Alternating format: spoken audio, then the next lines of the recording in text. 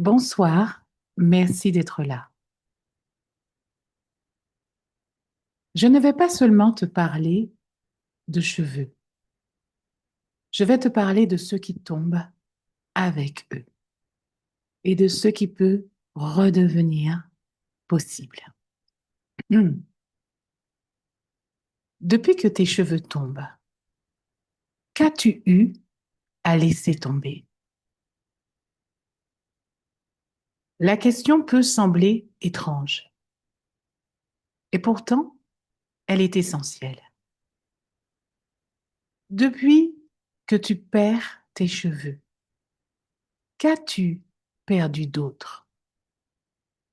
Une part de confiance, une forme d'insouciance, le plaisir d'être regardé sans y penser, le droit d'entrer dans une pièce sans calculer la lumière, l'angle, le regard des autres. Le jour où cela commence, souvent, tu te dis, je m'y attendais, c'était prévisible, c'est génétique. Alors, tu normalises, tu ranges cela dans la case fatalité et tu continues. Mais quelque chose change. Une peur qui s'installe, silencieusement, discrète. À quelle vitesse cela va-t-il évoluer? Est-ce que cela se voit? Est-ce moi qu'on regarde ou est-on en train de fixer mon crâne? Et à partir de là, tu commences à t'adapter. Tu compenses le sport, le travail, la barbe, le style. Tu construis autre chose. Pas toujours pour les autres, souvent pour toi, pour ne plus voir, pour ne plus ressentir, pour ne plus y penser. Puis vient le temps de la négociation, le coiffeur, la coupe stratégique, la, la poudre, le camouflage, gagner du temps, donner le change. Tout cela dans un but principal, que le dedans ne se lise pas sur le dehors. Et sans que tu t'en rendes compte, une fracture s'est installée. Une fracture entre ton cuir chevelu et toi. Tu ne veux plus le voir, tu ne veux plus le toucher, tu ne veux même plus y penser. Tu n'as pas seulement perdu tes cheveux, tu as perdu la liberté d'être regardé sans stratégie. Et cela change beaucoup de choses. Puis arrivent les voix extérieures, les idées reçues, tout ce qu'on entend, les croyances, les courants de pensée, les nouvelles modes. On t'a dit que c'est génétique. Regarde ton père. Tu n'y peux rien. La seule vraie solution, c'est la greffe. Ou alors il faudra te traiter à vie. Alors tu fais une conclusion logique. Tu te dis, il n'y a pas de vraie sortie. Alors, autant subir ou alors lutter, autant s'adapter. Et c'est là qu'apparaissent ces trois principaux chemins.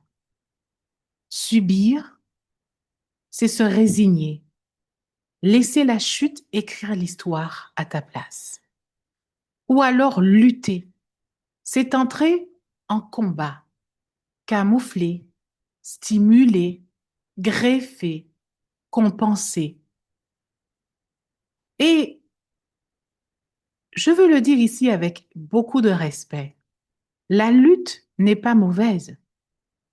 C'est souvent une tentative légitime de reprendre le pouvoir. Mais parfois, même quand tu luttes, la douleur, la souffrance reste.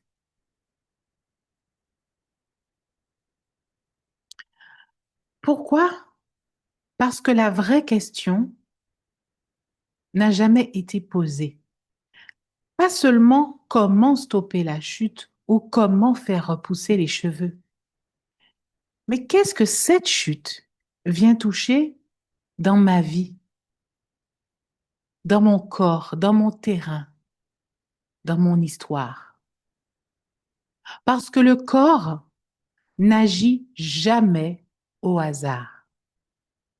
Quand il met quelque chose en place, il répond à un terrain, à un contexte, à une surcharge, à une adaptation. Il protège.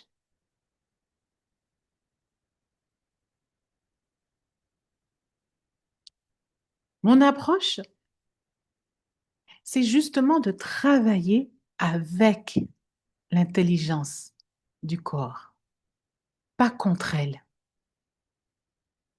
et transcender.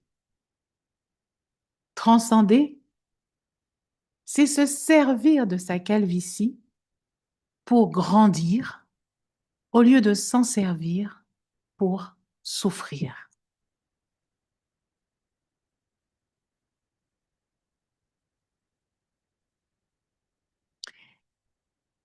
Il y a ceux qui ont choisi autrement, qui ont choisi ce chemin. Pas des héros au sens mythique, des hommes ordinaires qui en avaient assez de subir ou assez de lutter, de tenter des choses qui ne fonctionnaient pas. Et c'est cela que j'appelle la liberté capillaire. Ouvrir ce nouvel espace. Je pense à Frédéric qui est arrivé un jour. Il était complètement replié sur lui-même. Il évitait les regards, les photos, fuyait les occasions sociales, fuyait le monde, se réfugiait dans le travail. 6 mois plus tard, quelque chose avait complètement changé, pas seulement sur sa tête, mais en lui. Il avait repris sa place. Ce n'était plus ses cheveux ou ce dénûment de son cuir chevelu qui décidait pour lui. C'était lui. Ou je pense à cet autre client qui m'a dit à la fin de son programme que quand il est arrivé, il se sentait lourd, chargé, et qu'étrangement, à la fin, qu'il se sentait à la fois léger, mais en même temps plein de lui-même.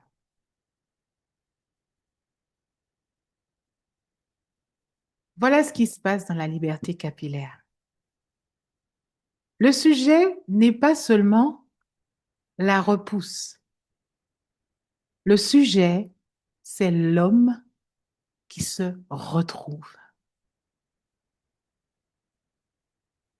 Alors, qu'est-ce qui devient possible? Il devient possible de sortir du mode subir. Il devient possible de sortir de la lutte permanente.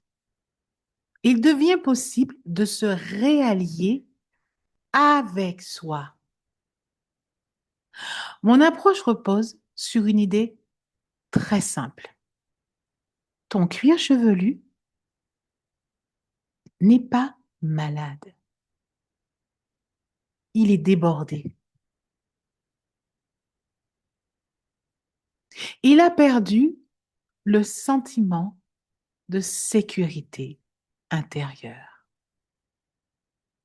Tu as perdu ce sentiment de sécurité intérieure. Et c'est là que tout commence. Quand tu vis en mode survie, je ne te parle pas de la survie de danger immédiat, non. Celle plus sourde d'une charge qui dure. Alors ton corps se tend, tes fascias se contractent, ta respiration se raccourcit et ta circulation se modifie. Or, ton cuir chevelu est nourri par des micro-vaisseaux tout en haut, là où le sang doit monter. Et quand ce terrain est sous tension, cette irrigation fine ne se fait plus comme elle devrait. Ce n'est pas une question de volonté, ce n'est pas une question de mental. C'est mécanique, c'est physiologique. À l'inverse, quand le sentiment de sécurité revient, la tension se relâche, les fascias se détendent, la circulation se fluidifie, le corps se dénoue, se détache. Et à ce moment-là, et à ce moment-là seulement, les conditions physiologiques peuvent à nouveau opérer. L'oxygène, la nutrition profonde, le toucher, le drainage ou autre solution.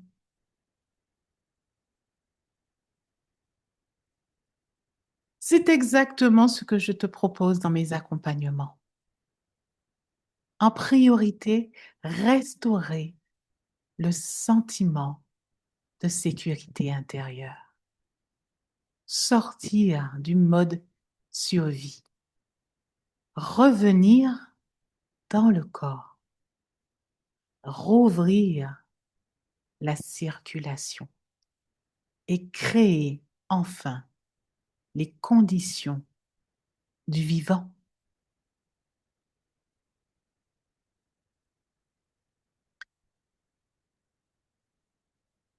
Ce n'est pas une promesse de repousse. Je tiens à être claire.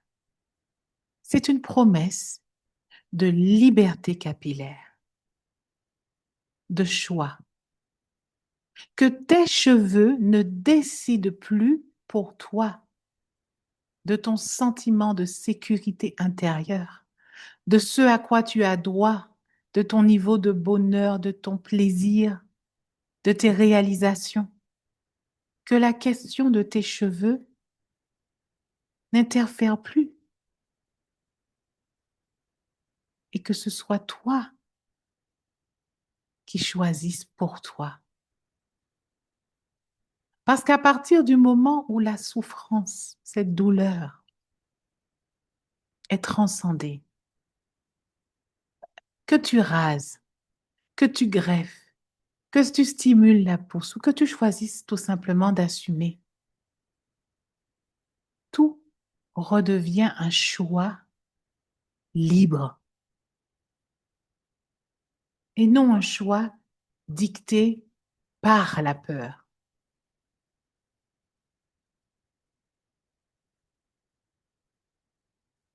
Bienvenue dans cette série, bienvenue dans ce chemin.